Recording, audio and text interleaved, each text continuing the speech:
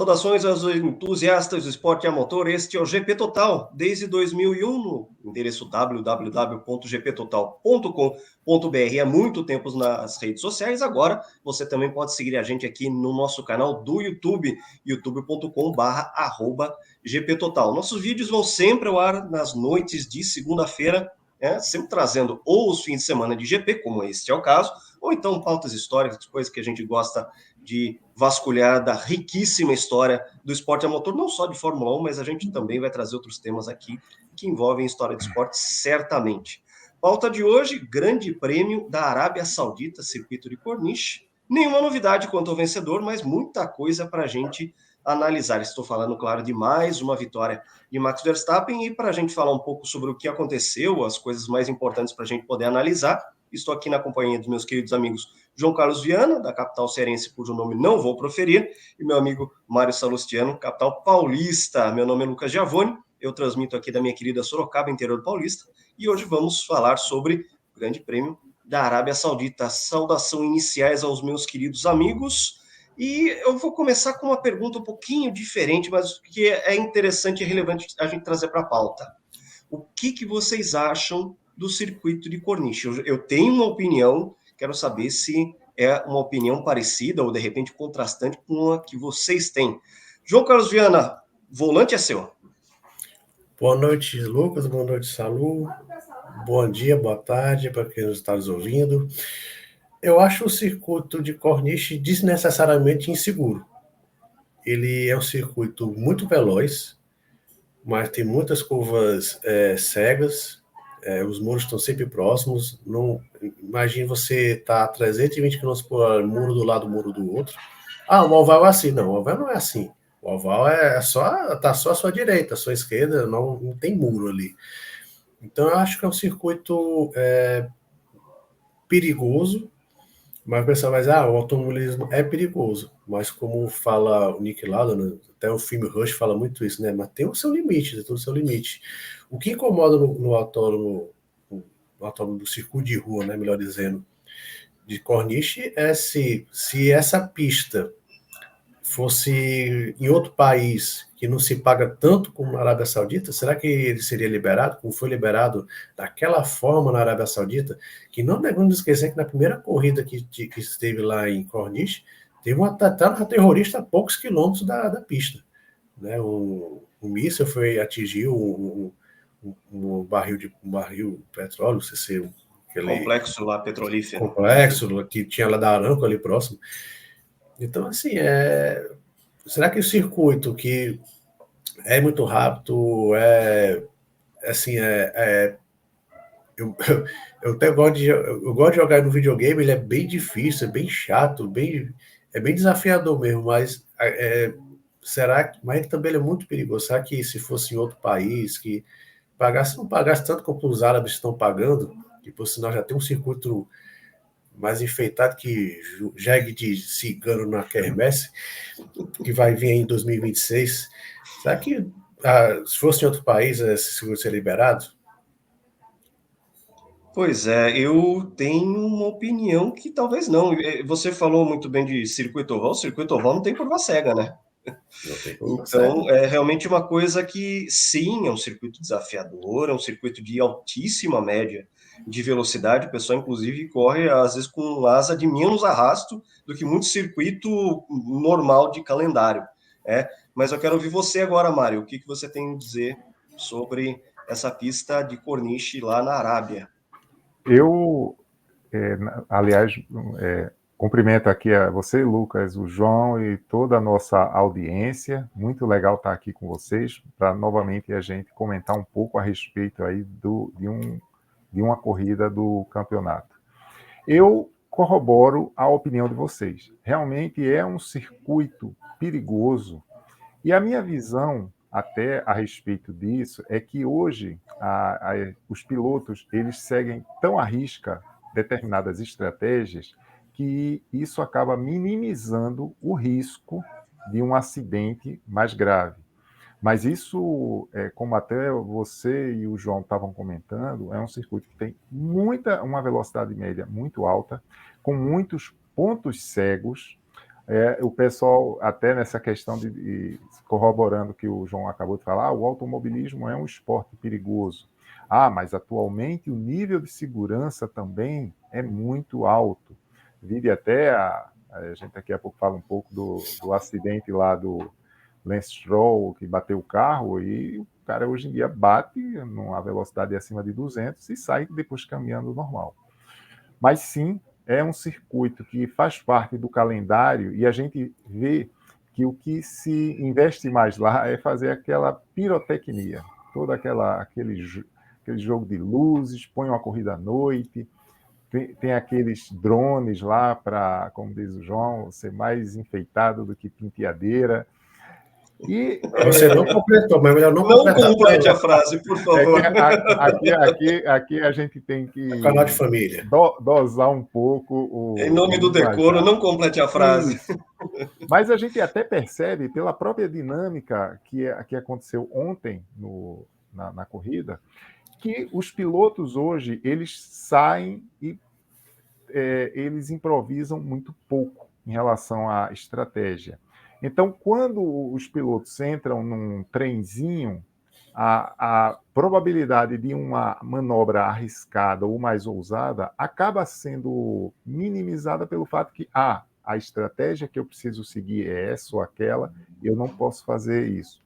Mas sim, é um circuito muito perigoso e a gente sabe que faz parte do calendário, porque a quantidade de grana que está sendo paga está bem acima, inclusive, da média de outras corridas. É isso aí. Eu lembro, nesse circuito, eu vou sempre lembrar da paulada que o Mick Schumacher deu com a Haas. Ele destruiu o carro dele. Foi uma pancada visualmente muito impactante, né? E que mostrou ali, primeiro, a resistência dos carros, né? Porque foi realmente um deslocamento forte. Ao mesmo tempo em que mostrou que o circuito, sim, se você perde a sua trajetória naquela velocidade toda, o muro é uma coisa inevitável, você tem pouquíssima margem para erro. É um circuito que eu vejo assim como se fosse um extremo oposto do que é Paul Ricard hoje, que Paul Ricard tudo é área de escape asfaltada, você pode errar o quanto você quiser, assim, você vai ter que cometer um erro muito absurdo para você poder sair da pista e não poder voltar mais. Tem que ser uma coisa assim absolutamente descabida, coisa que um piloto de Fórmula 1, mesmo os piorzinhos do grid, não vão fazer. Ao mesmo tempo que a gente fez, né?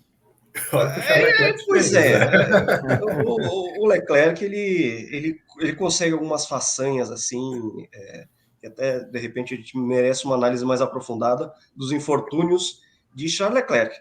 Charles Leclerc que pelo menos pegou um pódio, né? Vamos ao serviço, né, da corrida, a vitória do Max Verstappen, colocou 13 segundos e meio na frente do seu companheiro Sérgio Pérez. Leclerc, como eu disse, fechando o pódio. Oscar Piastri numa excelente corrida, quarto lugar. Quinto para Fernando Alonso, Aston Martin, ele ficou muito satisfeito com uma quinta colocação, que seria acima até do que o carro supostamente renderia, e o top 10 fechando com George Russell, Oliver Biermann, vamos falar dele, né, o substituto de Carlos Sainz neste fim de semana, a gente vai colocar foco em cima desta estreia muito interessante, e fechando aqui com Lando Norris, McLaren, Lewis Hamilton em mais uma corrida apagada pela Mercedes e um pontinho para Nico Hülkenberg da Haas, que todo mundo achou na pré-temporada que seria o pior carro e de repente já está lá conquistando ponto à frente de outras equipes do fundão do grid, sendo aí uma surpresa positiva esse pontinho conquistado.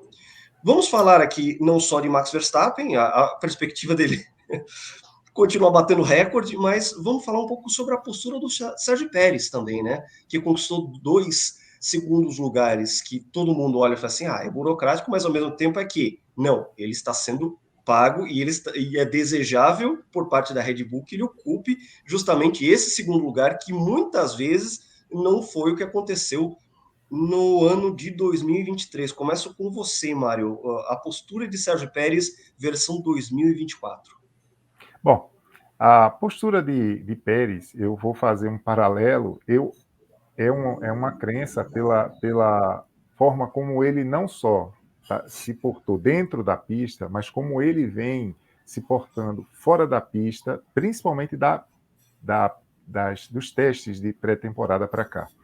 Eu acho que esse ano a gente vai ver a versão Gerhard Berger 1991 se repetindo. Um piloto que agora sabe que está correndo ao lado de um gênio, um piloto que tem a equipe trabalhando para si, e que, se ele quiser ter mais uma sobrevida, ou seja, talvez passar mais uma ou 2 temporadas numa equipe de ponta, podendo beliscar uma vitória aqui e ali, o que ele está fazendo é, como você falou, uma corrida burocrática com o melhor carro, ou o segundo melhor carro, que tem no grid.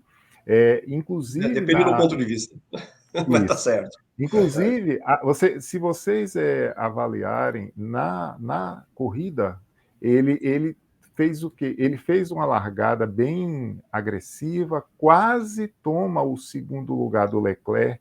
Quando ele percebeu que o Leclerc estava partindo para um chamado tudo ou nada, o que ele fez? Ele recolheu, esperou o momento adequado, ultrapassou na pista, depois tomou uma punição de 5 segundos naquela saída não segura no safety car. Ali, realmente, a gente não pode nem culpar ele, piloto, porque a gente sabe que a visibilidade do piloto não é boa, é a equipe que libera. Mas, no decorrer da corrida, olha só, se a gente for recapitular, o Pérez precisou ultrapassar o Lando Norris e, novamente, o Charles Leclerc para...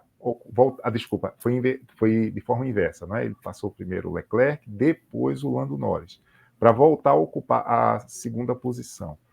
Ele, em apenas 4 voltas, que ele ultrapassa o Norris e volta para o segundo posto. Se vocês assistirem a reprise da corrida, vocês vão ver o seguinte: em 4 voltas, ele já estava confortável com os 5 segundos de punição, já cobertos. A partir dali, ele foi fazendo uma corrida de administração de pneus. E isso, inclusive, ao fim, a gente até diz, nossa, a diferença dele para o Leclerc, que fechou o pódio, não foi tão grande. Eu, pelo menos acompanhando o mapa de tempos, ele, nas 10 últimas voltas, ele poupou o equipamento. Tanto ele como o Verstappen já estão num nível, assim, e é só o segundo GP do ano, que eles estão sabendo administrar a diferença para as demais equipes, fazendo uma otimização da utilização do equipamento. A gente sabe a questão de limitação de motores e ficar o mais tempo possível com os pneus. Então, para mim, né, dando um fechamento à tua pergunta, Lucas, Pérez pode fechar esse ano e a gente fazer o balanço da temporada dizendo, opa, tivemos uma nova versão Gerhard Berger agora no século XXI, em 2024. Pois é, João Carlos Viana, meu amigo. A vida do Sérgio Pérez, aparentemente, está renovada na Red Bull, ao mesmo tempo em que ele olha para os lados e vê que as ameaças que rodeavam ele estão cada vez menores. Vamos falar um pouco sobre Sérgio Pérez e os nossos pilotos da Racing Bull? O Sérgio Pérez, quando ele tem uma foto que surgiu agora no final da tarde, segunda-feira, muito interessante, que a rodada do Ricardo, que foi nas últimas voltas, foi na frente do Pérez. Então ele deve ter ficado, minha renovação para 2025 delicioso para ele. Minha renovação 2025 está na minha frente aqui. Realmente o Pérez está fazendo uma temporada, não é burocrática, ele está fazendo o que dele se espera. Apesar de que ele falou que, eu não sei se já é algo que acompanhei para ficar na Red Bull, que o unsafe list dele foi minha culpa. Eu que desobedeci, a equipe pediu para segurar e eu fui. Eu acho essa história meio mal contada, porque a gente, como o Sanu falou muito bem, né, é difícil ver, é a equipe que libera, ele tem desobedecido a equipe, e foi culpa dele. Essa história meio que eu quero ficar na Red Bull em 2025 de qualquer maneira. E ao ver os dois pilotos da Racing Bull fazendo corridas medíocres, eu acho que principalmente o Ricardo. Na minha visão, a Red Bull, em meio a toda essa confusão que ela se encontra, quando ela olha para 2025, ela não conta muito com o Tsunoda, até porque o Tsunoda é um piloto Honda, e daqui a pouco a Red Bull vai ser Red Bull Ford. Então, o Tsunoda daqui a pouco vai embora, né, por motivos óbvios, que para mim já está fazendo hora extra o Tsunoda. Ele vai até falar um pouquinho aqui, se você vai comentar de alguns pilotos que fazem hora extra, o Tsunoda é um deles. Então, a Red Bull foca mais no Ricardo. O Ricardo, sinceramente, honestamente, está fazendo uma temporada muito abaixo do esperado, muito abaixo para de alguém que almeja ir para uma equipe grande. Então, o Pérez corre o risco de renovar seu contrato até mesmo por inércia. Não tem ninguém ali, eu não sei se terão outros pilotos que serão dispostos a fazer o que ele faz, que é ser o segundão, ser o Berger de 91, ficar. Eu sei que o Verstappen é muito melhor do que eu, ele vai vencer as corridas, a equipe vive em torno dele, o carro é construído em torno dele, então vai ficar. Então ele sabe que tem poucos pilotos que vão se dispuser a ficar nessa situação. Então, muito facilmente, seu contrato pode ser renovado até de forma mais tranquila do que esperado, e o nosso Ricardo vai para a Fórmula Indy, ver o Supercar, são corridas interessantes que ele pode ir para lá. Pois é, fazendo aqui o serviço, o Yuki Tsunoda terminou na 15ª colocação, uma volta atrás, ele que tinha largado na 9ª colocação, e o Daniel Ricciardo ficou uma posição exatamente atrás, que foi a 16ª, ele que largou em 14º, ou seja, ele tomou tempo no qualifying e também tomou a derrota aí na bandeirada, ou seja, o Tsunoda teve aí uma defesa de posição em cima do Ricciardo nesse round da Arábia Saudita. Avançando aqui, gente, vamos para uma outra questão que tem muito a ver com essa cabeça mais fresca do Sérgio Pérez, que é a questão de que ele já aprendeu não só a questão hierárquica da equipe, mas aprendeu também que o carro da Red Bull não só é muito eficiente em sua performance, em ritmo de corrida, no management de pneu, mas como tem um DRS matador, em que quando ele abre asa, ele vira um foguete, um míssil intercontinental. Vamos falar um pouquinho de DRS, quanto ele funciona, né? Porque é a questão de que o Adrian Newey, nosso druida favorito, ele não só projetou o melhor carro do grid, como ele também disponibilizou em sua genialidade aerodinâmica o DRS mais eficiente também do grid. João, passo a bola para você para a gente falar um pouco sobre o DRS, que para mim, eu já vou antecipar minha opinião aqui, eu sempre achei o DRS um atentado à isonomia do esporte. É você dar armas para um competidor e você fazer com que o outro competidor não possa se defender. O regulamento de 2022, para que pudesse ser feito geração de downforce por baixo do carro, foi feito para que os carros pudessem trabalhar mais próximos um dos outros, sem tanto ar sujo, ar turbulento, criando perda de downforce na frente do carro. Então eu fico me perguntando, será que a gente já não está no momento de repensar ou limitar o DRS, ou, para minha alegria, abolir o DRS? A gente não consegue ter ultrapassagens plasticamente belas, ficou uma coisa protocolar. O Sérgio Pérez tem um conjunto mais forte, ele vai passar o conjunto mais fraco, quando ele abrir o DRS, vai embora, tchau e bênção. João, você. Eu não gosto da forma como o DRS é usado hoje, só dando minha opinião também. Agora, sim, eu não sou aquele. Nunca existiu auxílio de ultrapassar a Fórmula 1. Na primeira era turbo, na década de 80, se existia, o piloto aumentava a pressão do turbo, apertava o botão de push e fazia ultrapassagens. Só que a grande diferença para a atualidade é que naquela época tudo estava na mão do piloto. O piloto que decidia se ele. Às vezes ele podia usar para aumentar a pressão do turbo para se defender. Ele podia aumentar o boost para se defender. E como o Lucas falou, isso é muito desigual, é muito artificial. E essa história só pode usar se no determinado lugar tiver um segundo. Então dá um quê de artificialidade muito grande. Então eu sou muito a favor do que é usado na Indy. A Indy diz, olha, vocês têm 200 segundos para apertar o botão de push to pass, mas você pode usar na hora que você quiser. Você pode usar para se defender, para atacar, para melhorar a sua volta, de repente fazer um undercut. Para mim isso é o ideal, né? E a Fórmula 1 infelizmente, ela ainda está muito dependente do DRS. Os pilotos, se você vê o que os pilotos falam, muitos falam, se sair o DRS não tem ultrapassagem, infelizmente. Eu acho que também já virou, eu não também esqueci que o DRS surgiu em 2011, já tem mais de 10 anos. Então, a gente tem toda uma geração acostumada com o DRS. Então, tirar isso deles e falar assim, não vai ter uma ultrapassagem. A gente sabe que também não é assim que funciona. Mas, voltando à pergunta mais especificamente que do Lucas, é claro como o DRS da Red Bull é diferenciado quando o Sérgio Pérez ou o Max Verstappen aperta lá o botãozinho, eles disparam. Já outras equipes têm mais dificuldade. Na briga entre Piastri e Hamilton, o Hamilton ficou mais de 20 voltas na frente do Piastri, o Piastri apertando o botão e não conseguiu ultrapassar. Motores iguais, né? Lógico, McLaren, outro Mercedes, mas motores iguais. E o Piastri mais rápido apertava o botão e não conseguia. O Piastri estava com pneus mais novos, né? Que ele fez a parada e o Hamilton não. Então, assim, há sim um ponto a favor da Red Bull, que na verdade nem é necessário, né? Porque a Red Bull já é tão superior a todos, ainda tem mais esse detalhe para favorecer os pilotos. Então, é mais um ponto para o nosso druida favorito. Antes de passar a bola para o Mário, vou lembrar também um outro tipo de recurso que também foi usado, né? Mais uma solução inteligentíssima usada para também aumentar a velocidade final do carro e para ultrapassagem foi na Williams com suspensão ativa, em que você tinha também um botão no volante que fazia o carro ter um ligeiro lift.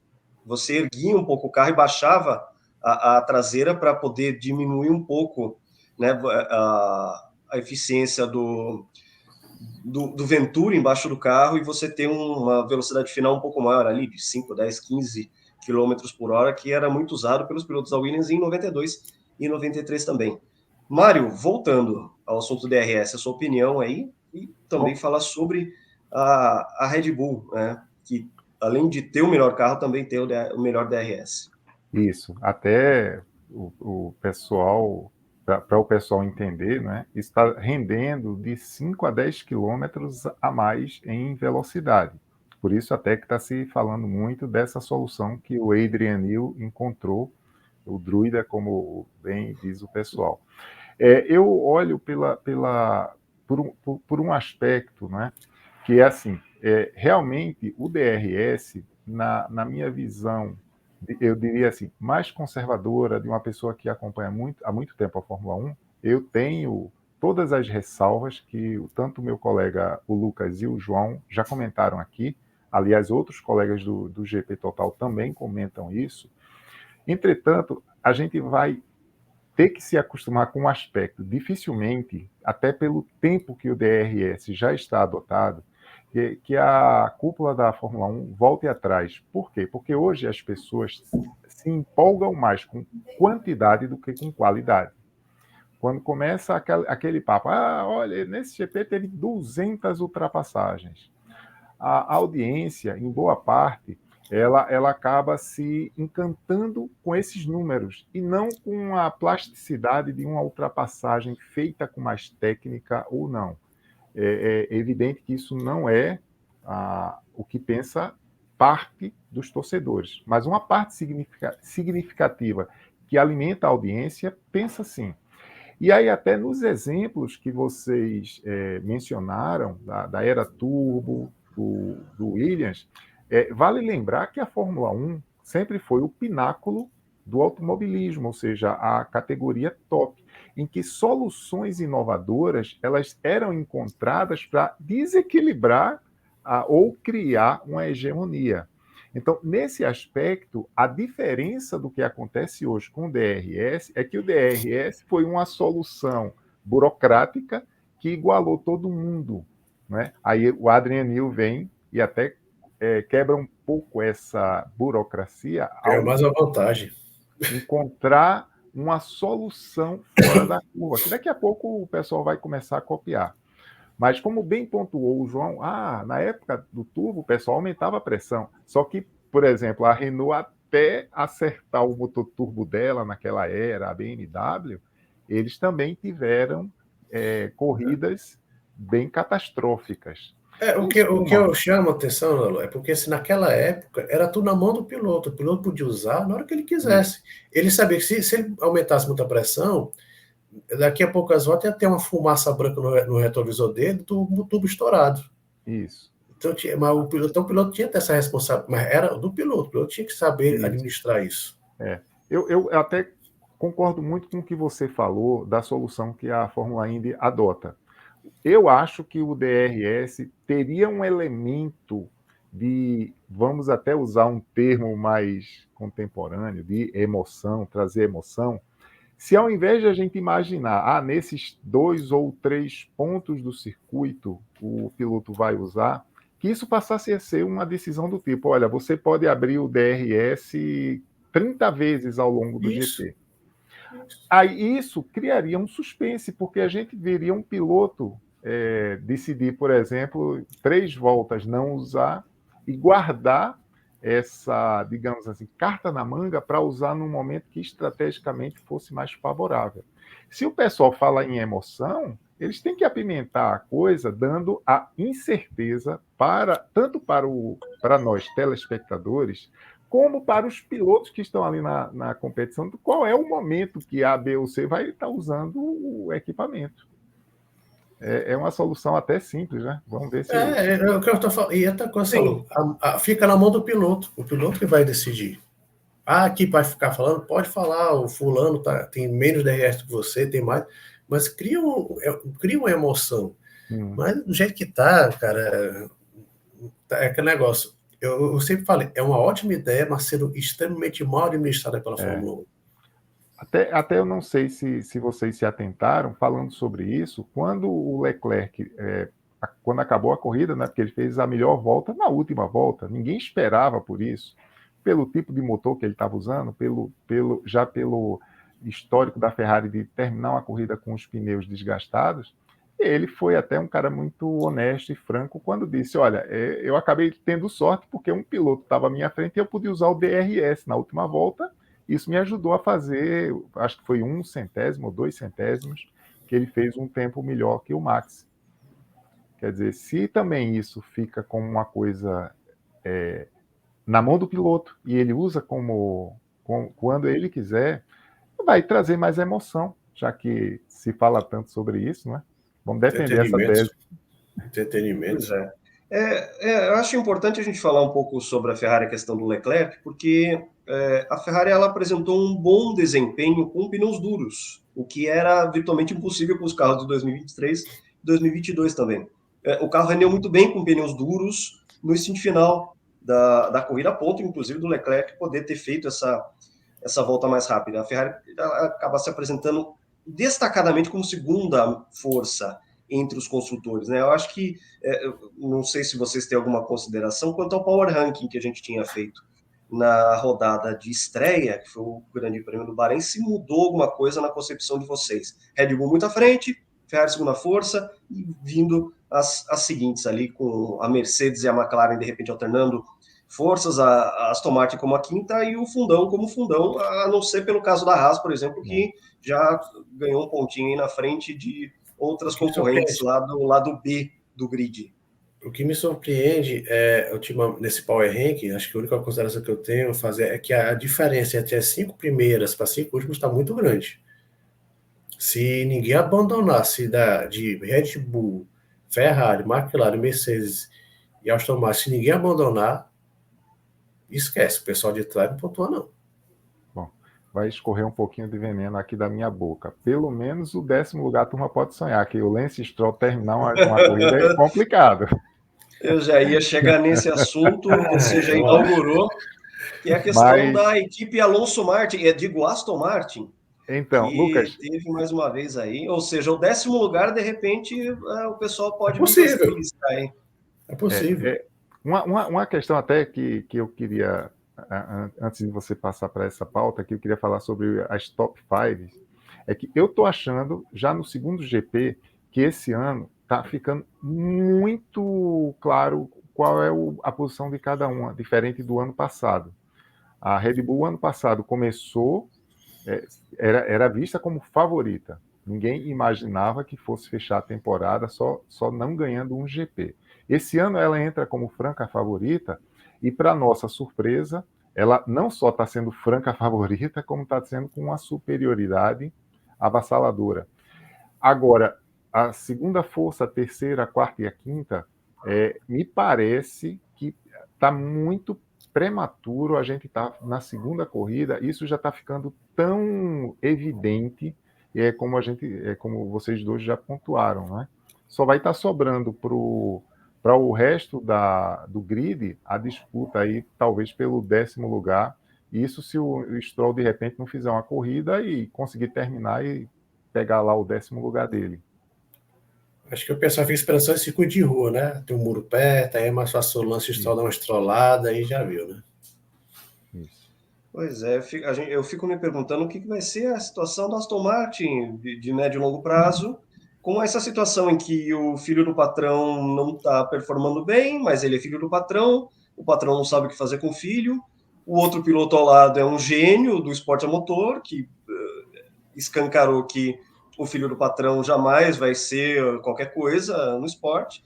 Então eu tenho um contrato da Honda a caminho, né? Já saiu, né? O delivery já saiu para chegar nos boxes da Aston Martin, o contrato de fornecimento de motor da Honda, já que a Red Bull vai estar aí se aliando à Ford. Queria que vocês tentassem vislumbrar o que vai ser o futuro da Alonso Martin, que digo Aston Martin. Olha, eu colocar em poucas palavras, eu acho que isso que pode balancear um pouco toda essa situação é se no final desse ano o Alonso sair da equipe. Porque eu não sei se um outro piloto do quilate do Alonso, com a envergadura que o Alonso tem, aceitaria ir para Aston Martin. Eles tendo uma vaga, evidente que um monte de piloto gostaria de sentar lá, mas ter um cara assim como Alonso, e aí se eles não conseguirem um piloto desse mesmo patamar, o plano do Lawrence ele vai muito por água abaixo, porque aí ele vai começar a ser, entre aspas, um motivo de chacota.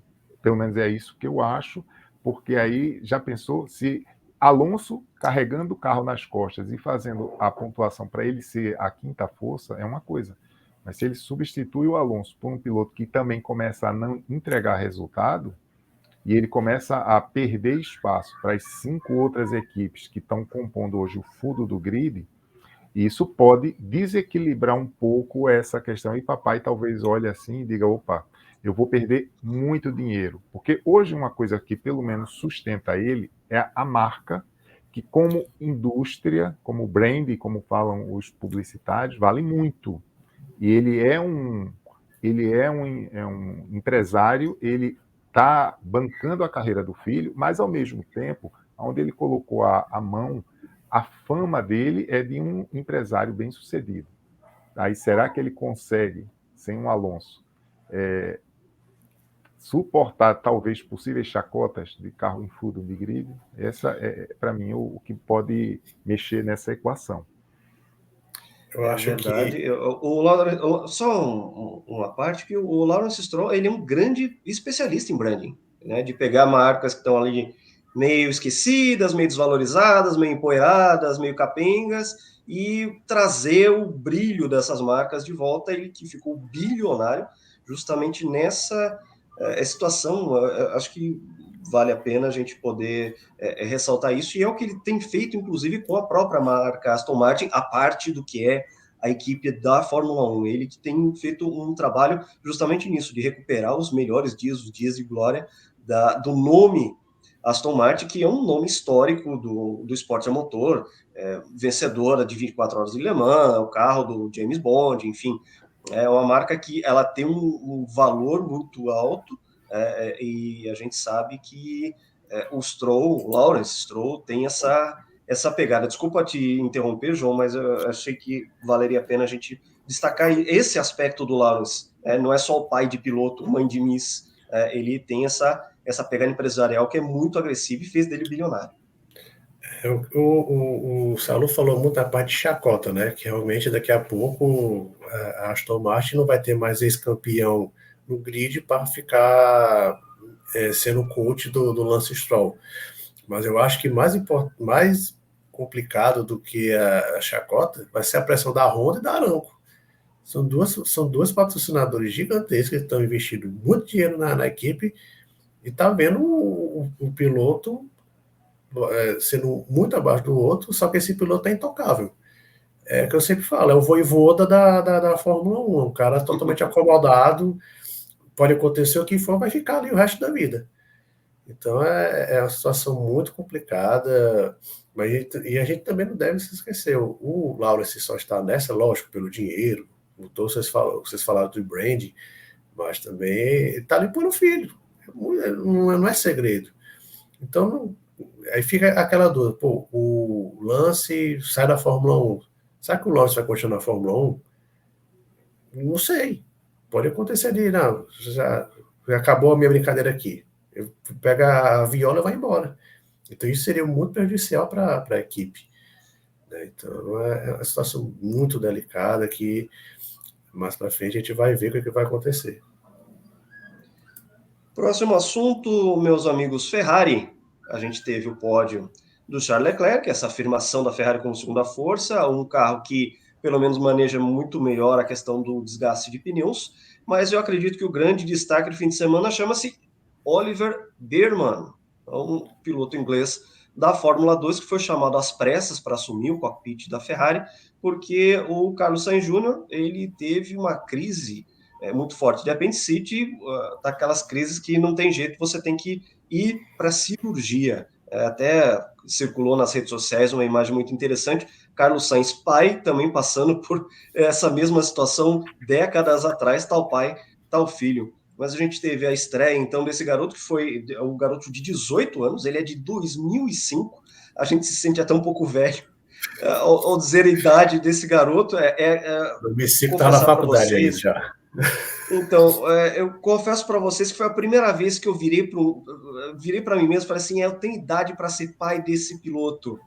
Sabe, isso não me fez muito bem, esse tipo de constatação, eu queria não ter Alonso, feito essa constatação. Pois é, o Alonso já é pai de piloto já há mais tempo, o Alonso é um pouquinho mais velho que eu.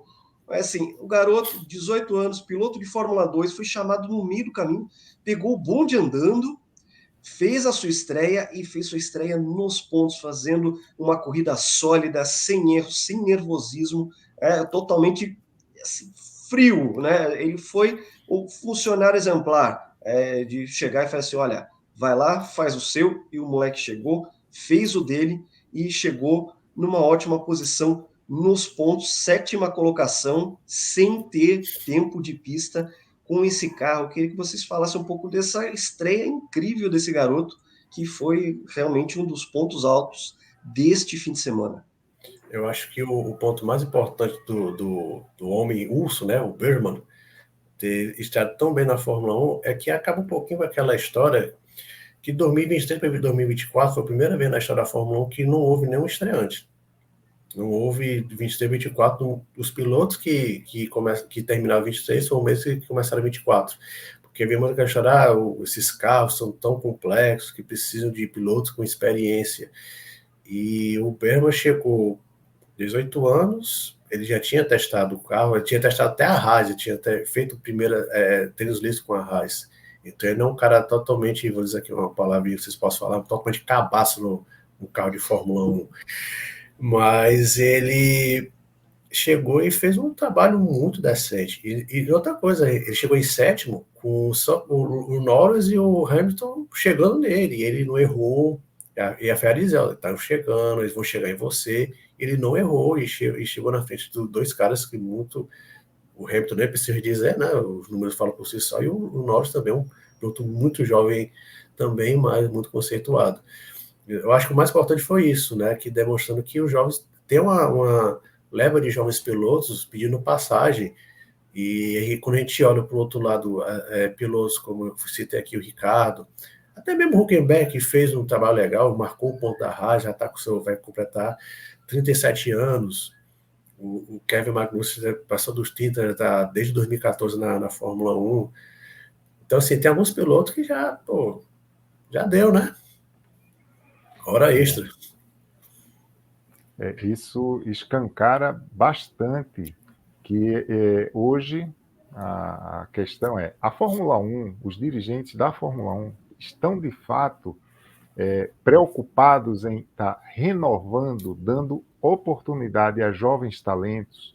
Eu acho até que, se a gente for fazer um retrospecto, daria para a gente fazer aqui um programa, se a gente pegar a última década, olhar assim, a quantidade de jovens talentos que acabaram não estreando na Fórmula 1 por falta de possibilidade de renovação. O João apontou uma coisa muito pertinente. O rapaz estreou, não errou, entregou o resultado, conseguiu fazer uma corrida limpa durante inclusive no circuito, que a gente abriu aqui o programa falando de ser um circuito extremamente perigoso, que exige uma precisão de pilotagem enorme.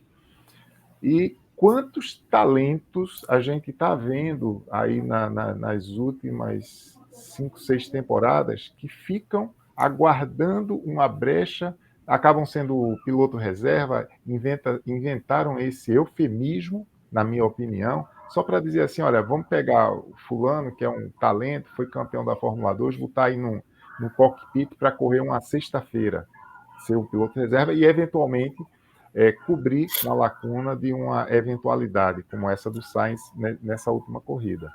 A gente está vendo isso e tem pilotos que estão passando do tempo.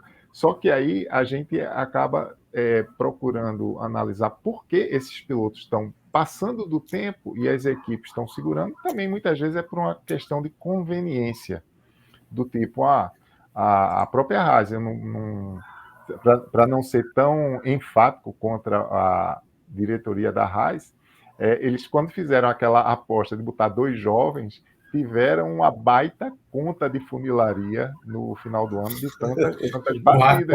Mas a qualidade dos jovens que estavam lá também teve isso. Sim, claro, João. Era o Mazepin. E o Mick Schumacher. Era o Mazepin e o Mick Schumacher. Mick Schumacher ainda vai, mas Mazepin não dá. Isso. Mas o contexto aqui é a gente ver que a equipe acabou adotando uma postura ultraconservadora para pagar pouco, vamos ser francos, né? Vamos pagar pouco, para ter pouco gasto de funilaria.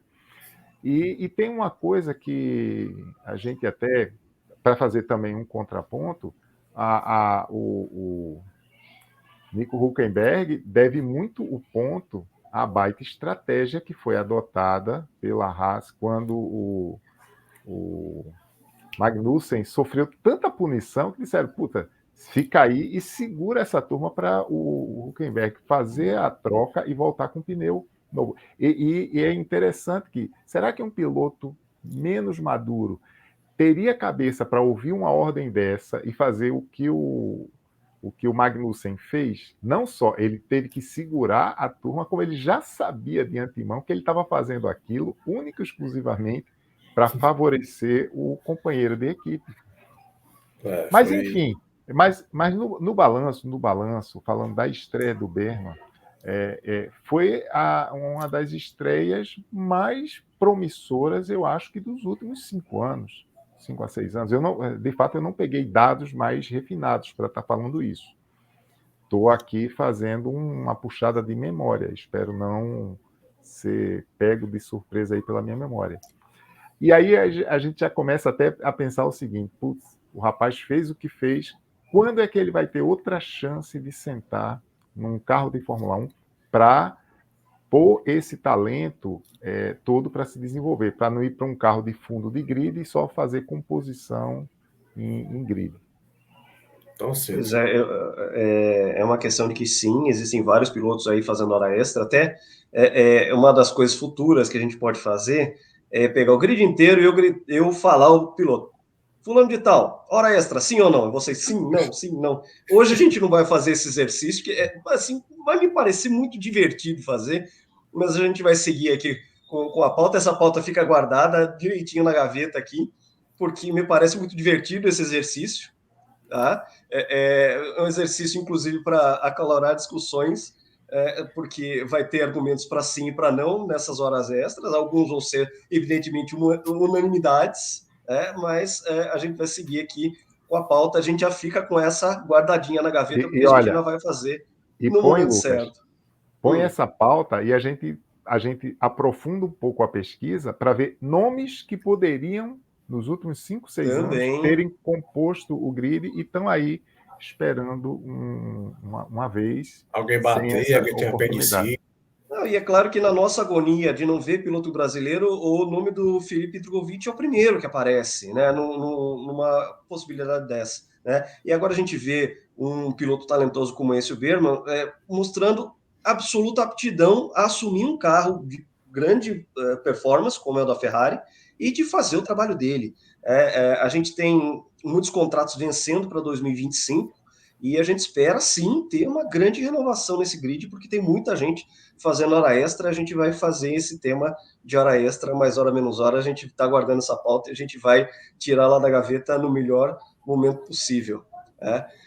Gente, um outro assunto que também foi destaque na corrida da Arábia Saudita foi aquele, vamos chamar de soluço, do Lando Norris durante a largada.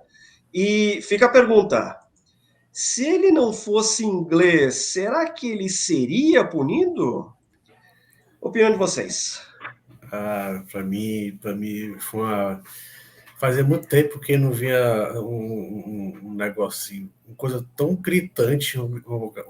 Na hora, assistindo ao vivo, diz, uma McLaren queimou largada. Não identifiquei que foi na hora que alguém queimou largada. E o cara não ter sido punido foi muita patriotada. Acho que nem se fosse em Silverstone, o pessoal ia ter...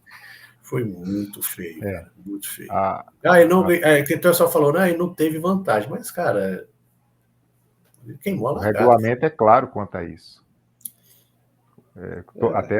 Confirmando o que você está falando, o regulamento é claro. Não é a questão dele ter levado vantagem, que ele nem levou. E é curioso que o regulamento é muito claro com relação a isso, e os comissários usaram essa justificativa muito controversa, porque ele não levou vantagem e a gente resolveu não punir. E aí fica assim, de fato, não é essa questão, se fosse um piloto que não fosse inglês, será que teriam sido tão, digamos assim, benevolentes, tão, sabe, nossa, o cara não levou vantagem, então vamos deixar passar isso. Depois o Magnussen, numa disputa de pista, e aqui eu não quero criar mais polêmica ainda, metem 10 segundos de punição de tempo, porque o cara, assim, exagerou na freada e saiu da pista.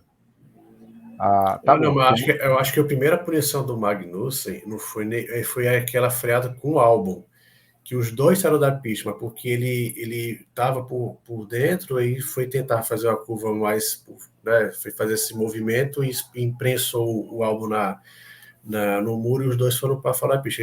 A primeira, então, com certeza, foi por causa disso. Isso. Mas, assim, uma queimada de largada. Eu me lembro que antigamente era 1 minuto, você ficava precisando de 1 minuto. E agora, nem isso. Nem 10 segundos. Vamos falar um pouquinho do fundão do grid, porque a gente teve mais um desempenho horroroso, terrível, da Alpine, que não completou a prova com o Pierre Gasly. Ele teve um problema de câmbio e teve ali uma colocação absolutamente horrorosa do Esteban Ocon, uma 13ª colocação, tomando volta. Existe luz no fim do túnel da Alpine? Acho que vem um trem a luz é um trem chegando, porque... E o pior esse trem vem dos Estados Unidos, João? Mais especificamente ali da Pensilvânia, Nazareth, por ali, né? Bem específico por ali, começa com Anta e termina com Drete, né? Então... Pois é. O pessoal muito fala da Haas, mas acho que pode ser a Alpine, porque realmente é constrangedor, a equipe de fábrica. E pior, né? Além do carro ser ruim, daí não tem confiabilidade, né? Que o carro quebrou o câmbio na volta de apresentação. Então foi Tá muito constrangedor essa situação da Alpine. É. Cabeças estão rolando a todo momento, mas vai rolar a cabeça da senhorinha que serve café lá do Bruno Forman. E até concordando com o que vocês estão falando, o problema da Alpine, ele é uma questão que eu costumo dizer o seguinte: a cúpula que está tomando essas decisões vive numa bolha. A bolha corporativa em algumas empresas, ela é extremamente maléfica para o que essa empresa acaba colhendo de resultados. Uma empresa que tomou decisões assim, que tinham muito essa coisa no mundo corporativo eu sou vencedor e vou replicar isso na Fórmula 1, e se deu muito mal, foi a Toyota. Agora, o que é que a Alpine faz? Eu até estou comentando isso baseado no seriado da Netflix, que eu assisti os episódios da temporada 23.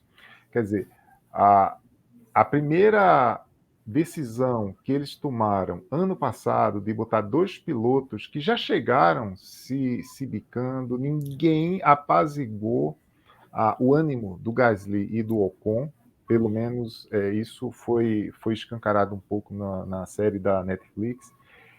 Quando eles foram tomar uma decisão de sentar os dois e dizer: meus rapazes, vocês não estão aqui para saber quem tem um ego maior do que o outro, vocês estão aqui para produzir resultado. Já foi depois da demissão do Otmar. Aí, hoje, muita digamos assim, das contas de decisões erradas ainda está resvalando sobre o Otmar. Mas o substituto dele era um cara que não tinha nenhuma experiência em gestão de equipe de Fórmula 1. A gente está vendo que o carro é mal nascido, aí o corpo técnico está totalmente sem rumo, e os 2 pilotos eles são reféns de um carro que não produz resultado. Eu até comecei a fazer um paralelo com o que aconteceu com a McLaren ano passado. Vocês lembram que o início de temporada da McLaren foi um desastre. Mas, sobre a batuta lá do Zac Brown, o cara pode ser controverso, mas tem muita liderança, a equipe foi aos poucos entrando no eixo, reconstruiu o carro e depois daquele período lá das miniférias, voltou com outro perfil e foi um carro que fez uma segunda metade de temporada boa. Eu não acredito, com a atual cúpula e com as decisões que a Alpine está tomando, que eles vão fazer algo de muito diferente ao longo desse ano, não. Mas no caso da McLaren, ainda tinha um cara do ramo na frente, que era o André Stella. Isso também fez muita diferença. O André Stella, cara de experiência de Ferrari, dos áureos tempos da Ferrari com o Schumacher, então ele fez muita diferença. E nosso inesquecível Gil de Ferran também estava lá. Pois é, Gil de Ferran diz, saudosa memória, ele que foi mais uma vez homenageado nos carros da McLaren, não só no fim de semana de Fórmula 1, também da Fórmula Indy. A gente teve no fim de semana aí a estreia da Fórmula Indy, vitória do Joseph Newgarden. A gente não vai hoje falar nem de Fórmula E, nem da MotoGP, né? Vitória lá do Bagnaia, mas a gente teve também. A gente tem que falar um assunto que, para a gente fechar a pauta de hoje, precisamos falar sobre Felipe Massa. Com vocês. Bom, antes vamos passar a pauta para o pessoal, que hoje foi formalizado o processo do Felipe Massa contra a Fórmula One Management, a parte dos direitos comerciais, a FIA, né, que é o órgão regulador, e também contra o Bernie Ecclestone, que é o antigo dono da FOM.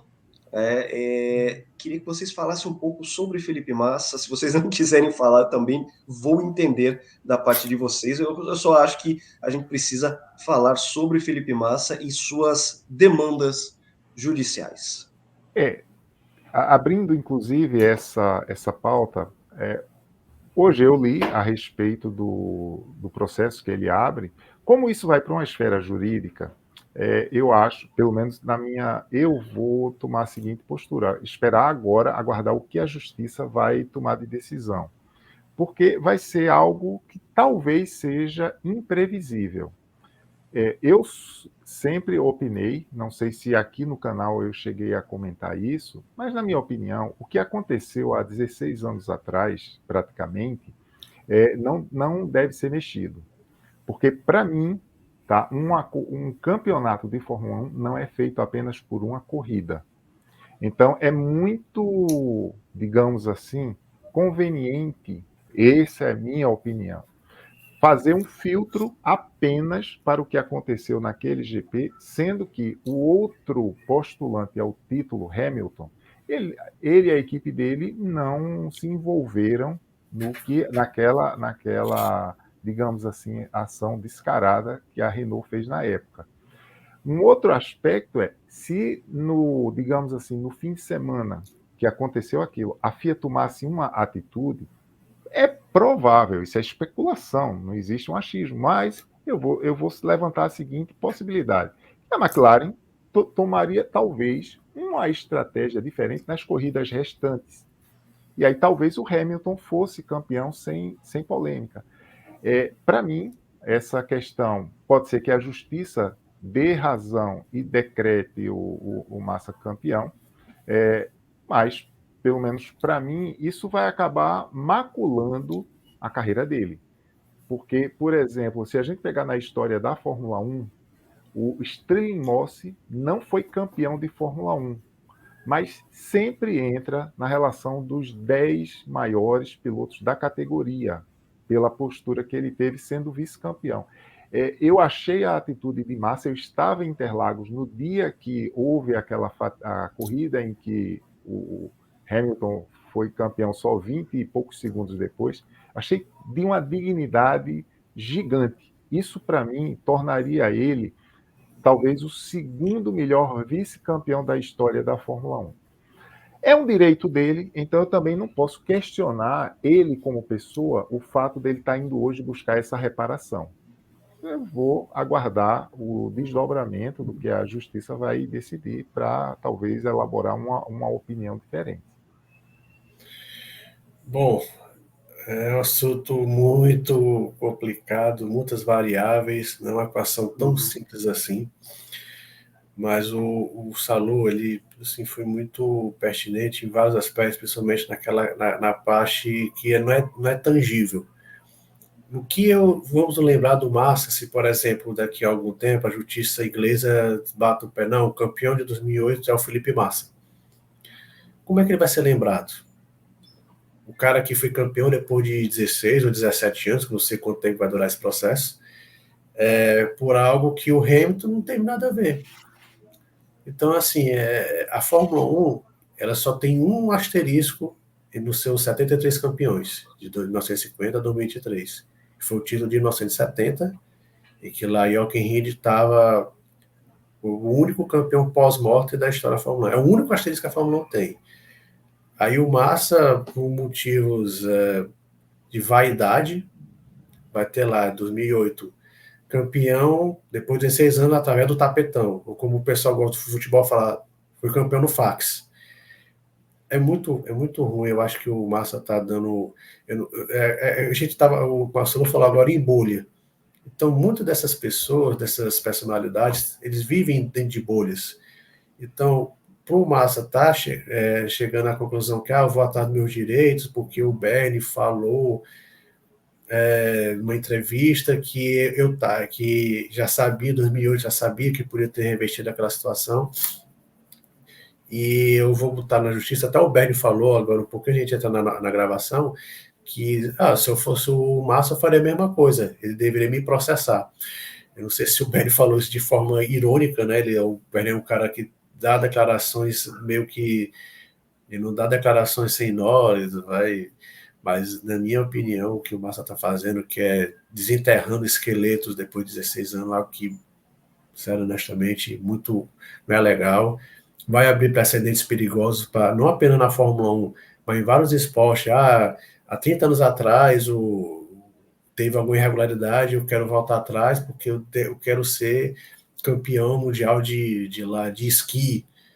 O cara estava, depois de tantos anos, ele descobriu que estava com doping. Estou falando aqui uma coisa totalmente aleatória, tá, pessoal? Estou dando exemplos práticos. mas é algo muito perigoso que o Massa vem. E se eu fosse o juiz, eu chegava assim, o que aconteceu? Aconteceu isso, a Renault trapaceou, pediu para o seu piloto bater de propósito para favorecer o outro. Então, tá certo. A equipe Renault está desclassificada do Grande Prêmio de Singapura. Quem foi o segundo colocado? É Lewis Hamilton. Lewis Hamilton vai ser o vencedor da corrida do Grande Prêmio de Singapura 2008.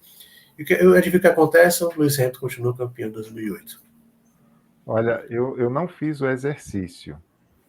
Talvez até numa situação mais, eu vou dizer assim, mais radical, exclui todo o resultado da equipe Renault do campeonato de 2008. E vamos apurar como é que fica a pontuação. Eu confesso, não fiz esse exercício para saber. Em 2007 foi assim, né? Com aquele do Spygate, né? A McLaren, só que foi a McLaren que perdeu os pontos dos construtores. Não os pilotos. Os pilotos continuaram, né? Isso. Pode ser que faça isso, de repente.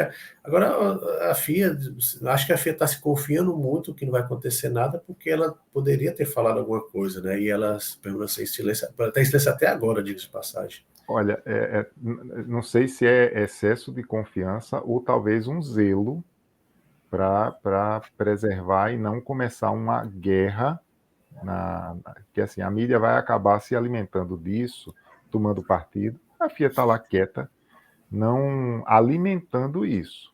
Eu até fiquei surpreso ao ver a notícia hoje, porque eu achei que esse assunto já tinha sido contemporizado. Mas, enfim, eu volto a dizer, o Massa como pessoa, ele tem direito, é um direito dele, eu não posso questionar isso.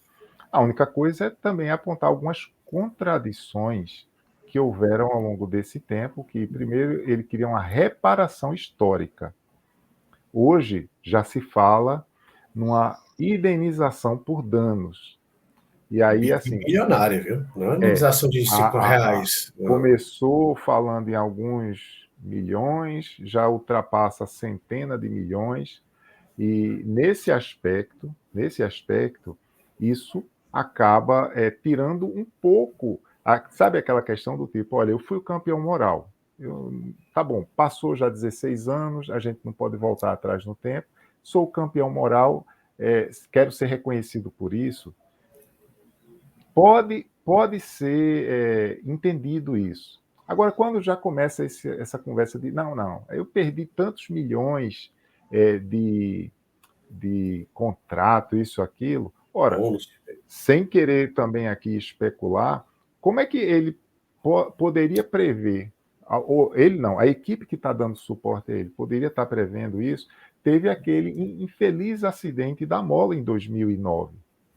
Aquele acidente também teve uma contribuição muito grande para a carreira dele não ter tido uma continuidade tal qual ele teve até 2008. E aí, como é que se garante que depois do acidente ele estaria tendo esse... Mas, enfim, eu não quero alimentar aqui um assunto que é melhor deixar a justiça tomar seu curso. Vamos ver o que é que vai acontecer. Agora, para mim, só terminou, Lucas, mas para mim, o campeão de 2008 é Lewis Hamilton. A justiça pode falar o que for, para mim vai ser o Hamilton. Eu não estou falando, eu vejo nos comentários falando, vocês, como brasileiros, não podem falar isso. Não, é independente, o Massa podia ser norueguês, que eu faria a mesma coisa. Para mim, o campeão vai ser o Hamilton. Que o Massa... que a justiça inglesa decidir, para mim, dessa questão, para mim, não vai fazer muita diferença. Para a gente encerrar o nosso vídeo de hoje, duas considerações. A primeira é justamente dessa questão de como a imagem do Massa vai passar a ser vista pelas pessoas. Porque vamos supor em um campo hipotético, e a gente já falou de vários campos hipotéticos, em que ele não consegue o que ele quer a respeito de reivindicar o campeonato, mas ganha uma indenização milionária de centenas de milhões de dólares. O que as pessoas vão pensar? Que acabou sendo só pelo dinheiro?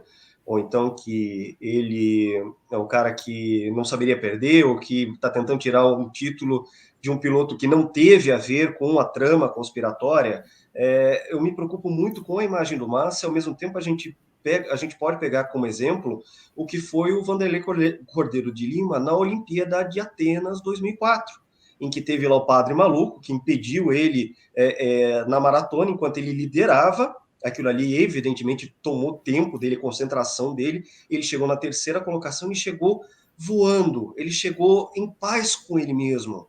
Ele chegou com alegria, ele chegou imbuído do espírito olímpico dos preceitos de Pierre de Coubertin.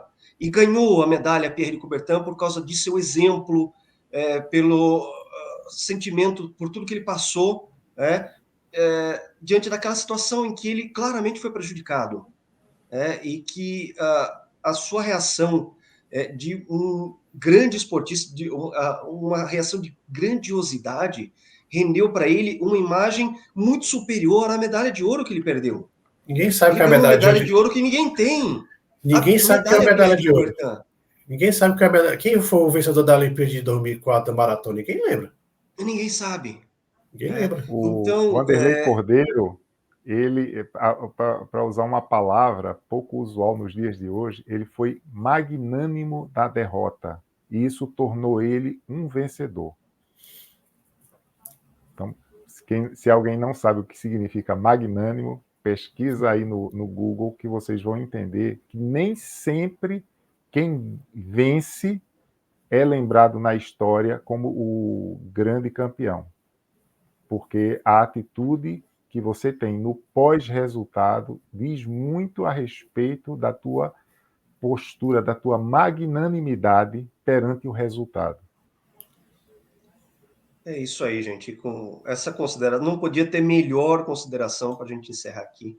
Mais um vídeo do GP Total. Meu agradecimento enorme, incomensurável, meus queridos amigos João Carlos Viana, Mauro Salustiano. Se você curtiu, se você chegou até aqui, eu acredito que você tenha curtido o nosso conteúdo. Deixe sua curtida, assine o canal, assine as notificações, espalhe por aí que agora o GP Total tem o seu próprio canal do YouTube, youtube.com/GPTotal. Você pode conferir aqui nossos vídeos nas segundas-feiras e durante a semana nos cortes dos nossos assuntos aqui. Nossos assuntos também já estão gerando vários cortes para que você possa assistir aos pouquinhos aqui o melhor do que a gente tem para falar do nosso conteúdo. Vai ser sempre um grande prazer ter você aqui conosco, acompanhando aqui as nossas análises, o quanto a gente gosta, quanto a gente é entusiasmado pelo esporte a motor. Aqui não tem assunto que a gente não possa tratar, e a gente trata sempre com a seriedade e a profundidade que os assuntos merecem, claro, com uma pitada de humor, mas sempre na medida certa, acreditamos nós. Pessoal, esse é o GP Total, grande abraço e até a próxima.